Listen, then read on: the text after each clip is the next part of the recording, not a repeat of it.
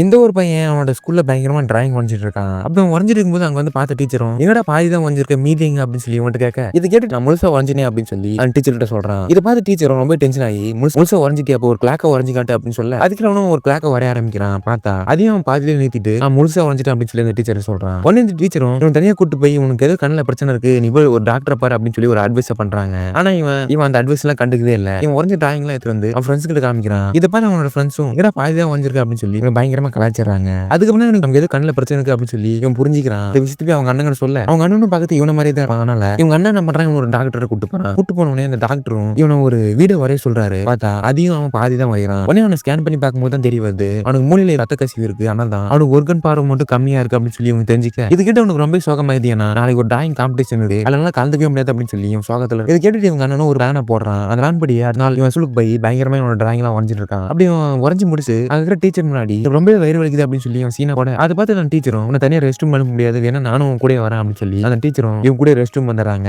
நல்ல வேளையா அவங்க rest room வெளியே நின்னுக்கிறாங்க. இவங்க அண்ணன் போட்ட பிளான் படி இவனும் ரெஸ்ட் ரூம்குள்ள போயிட்டு இவனுக்கு பதிலா இவங்க அண்ணன் துணியை மாத்திட்டு அந்த டீச்சர் கூட போயிடுறான். அப்படி போன உடனே அவனும் இவன் விட்ட டிராயிங்க முழுசா வரைஞ்சு முடிச்சிட, அப்படி அவங்க அண்ணன் வரைஞ்சதுனால இவனும் ஒரு வெளியே அந்த டிராயிங் காம்படிஷன்ல எப்படியோ வின் பண்ணிடுறான்.